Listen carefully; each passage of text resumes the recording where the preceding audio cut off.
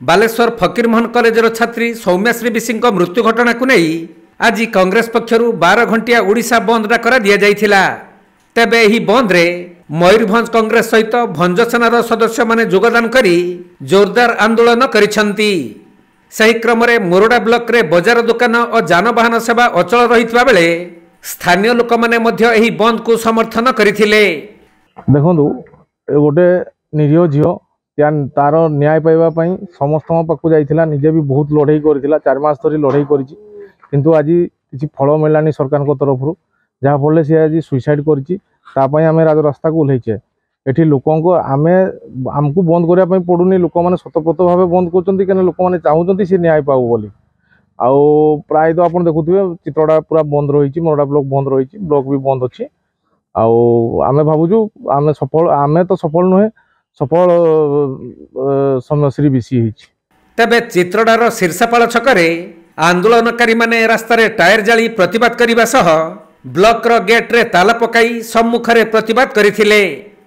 सौम्यश्री मृत्यु राज्य पई कलंक, तेणु यार सठिक तदंत करी दोषी को दंड मिलवा जरूरी बोली आंदोलनकारी माने कहिसंती। आज मुरुडा ब्लॉक रो 20 सारा पंचायत आज बहुत सफल लोक तांको स्वेच्छार समस्त आमको दल हिसाब से समर्थन भी करचंती।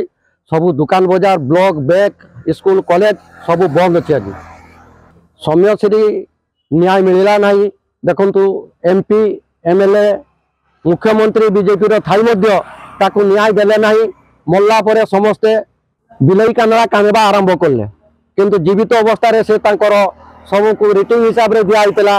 एमएलए को भी से सूचईले, एमपी को भी सूचईले, कॉलेज कमिटी वाला को भी सूचईले, किंतु सते बेले कई न्याय देले नहीं। मल्ला परे सब आसिक बाबा नेबा कांदते आरंभ कर देछन। किंतु बीजेपी शासन में आज सब लोक रेप माडा हत्या बढ़ी चलती गाँ गहली रे कोण कोण रे। दाबी रहिबो आज से झील को न्याय मिलो, तार संसार को न्याय मिलो, आ सेमाने किंतु भल रहे ता व्यवस्था करा जाओ। सरकार को आमे अनुरोध करा।